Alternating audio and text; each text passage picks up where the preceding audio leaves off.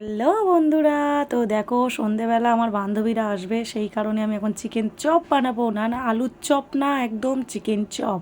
তো দেখো এখানে আলু, ধনে পাতা, এখানে আদা রসুন, তারপরে হলুদ, কাঁচা লঙ্কা, জিরের গুঁড়ো, নুন আর চিকেনটাকে কিন্তু ভালো করে মিক্সারে আমি করে নিয়েছি, বেটে নিয়েছি। নিয়ে এখানে দিয়ে দিচ্ছি কর্নফ্লাওয়ার। তো দেখতেই পেলে সব কিছু এখন আমি মিক্সড করে নিয়েছি। দেখলে তো, হাতে আমি সাদা তেল মেখে নিয়েছি। এবারে চলো তোমরা তোমাদের মতন শেপ দিয়ে বানাতে থাকো, আমি আমার পছন্দের সহজ সরল শেপটা দিয়ে বানাতে থাকি।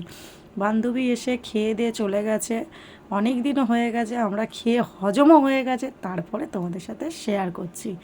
বুঝলে তো, নইলে যদি পেট ব্যথা করে সেই কারণে, বুঝলে কত চালাক আমি, দেখতে পাচ্ছ তো। দেখো বানাতে না বানাতেই কিন্তু অর্ধেক হাপিস হয়ে গেছে, ঠিক আছে। তারপরে তো রয়েছেই, তো দেখো এখানে আমি আমার মতন শেপ দিয়ে দিলাম। দিয়ে কিন্তু এইখানটাতে দেখো গরম গরম রেডি হচ্ছে, দেখতে পাচ্ছ, একদম বাইরেটা ক্রিসপি আর ভেতরটা একদম ছিল সফটি। তো দারুণ হয়েছিল কিন্তু খেতে, জানো তো। আমি গরম গরম ভেজে নিয়েছি, এখানে আমার শ্বশুর শাশুড়ি সবাই খেয়ে কিন্তু দারুণ বলেছে। তো এখানে দেখো আমি ভেজেছি 4টে, তো সবাই মিলে খাওয়া হবে, তারপরে আবার গরম গরম ভাজছি। টাটা।